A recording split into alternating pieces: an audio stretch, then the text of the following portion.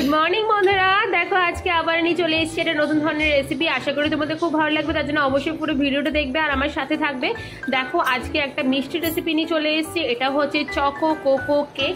দারুণ খেতে হয় আর খুব ইজিলি হয়েও যায়। ব্যাস মোটামুটি 5 মিনিট তোমাদের লাগবে, খুব জোর তার থেকে বেশি লাগবে না। একবার ট্রাই করো, আশা করি তোমাদের খুব ভালো লাগবে।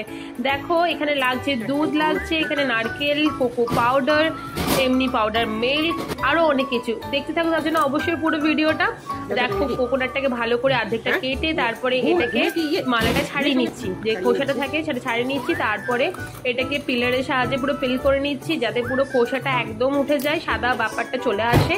এবার এটাকে ভালো করে কুচি কুচি করে কেটে নেবো। কেটে নিয়ে পর মিক্সার গ্রাইন্ডারে ভালো করে এটাকে পেস্ট বানিয়ে নেবো। তোমাদের কোনো কিছু কোড়াকুড়ি ঝামেলা ছাড়াই এটা করতে পারবে, কেন মিক্সার গ্রাইন্ডারে পেস্ট হবে। তোমরা এইভাবেই করো, তাহলে ঝামেলাটা কম হবে।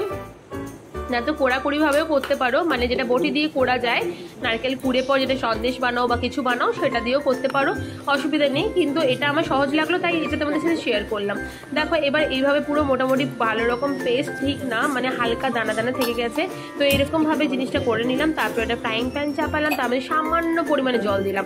এই জলটা দেওয়া খুব ইম্পর্টেন্ট, যাতে দুধটা নিচে না লেগে যায়, সেজন্য দিয়ে দিলাম। এবার দুধটা দিয়ে ভালো করে ঘন করতে থাকবো, মোটামুটি ভালো রকম ঘন করতে হবে। দুধটা খেতে অত্যন্ত টেস্টি হয়, তোমরা একবার ট্রাই করে দেখো। আশা করি এটা বারে বারে বানাতে ইচ্ছা করবে, খুব টেস্টি হয় খেতে। মানে আমি বলছি যে এখন সেটার জন্য জিভে জল চলে আসছে, কি আর বলবো।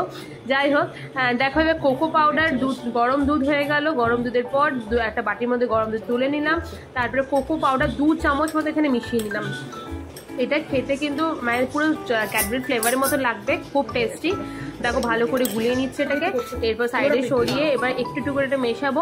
তার আগে দুধটাকে ভালো করে কিন্তু ঘন হতে হবে, দেখে নাও ভালো করে ঘন করে নিচ্ছে দুধটাকে, নাড়িয়ে চাড়িয়ে ভালো করে বারবার করে।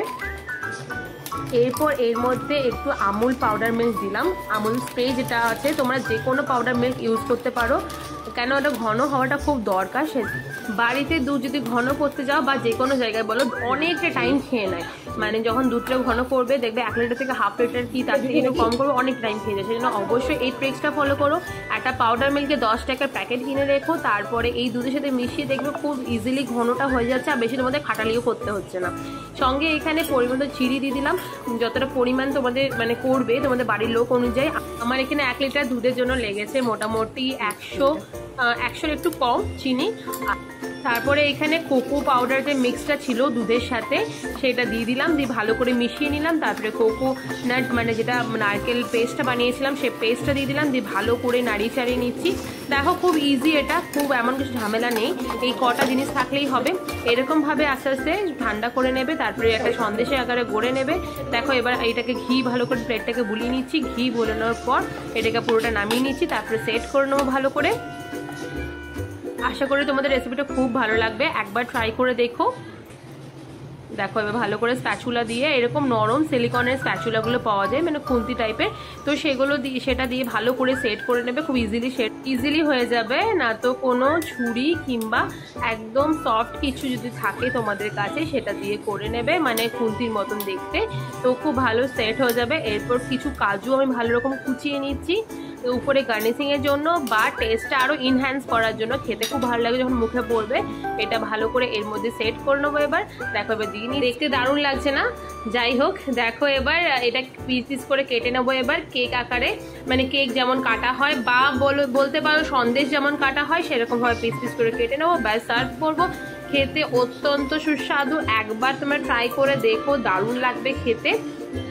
অবশ্যই কমেন্ট করে জানিও কেমন হয়েছে রেসিপিটা, আর সাবস্ক্রাইব করতে ভুলো না চ্যানেলটাকে, নতুন নতুন রান্না পেতে আর ইনস্ট্যান্ট জিনিস বানাতে।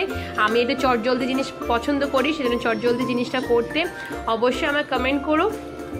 দেখো কি সুন্দর বরফিগুলো হয়েছে, দারুণ লাগছে দেখতেও আর খেতেও সত্যি খুব সুন্দর হয়েছে। অবশ্যই তোমরা ট্রাই করো, কমেন্ট করতে ভুলো না কিন্তু।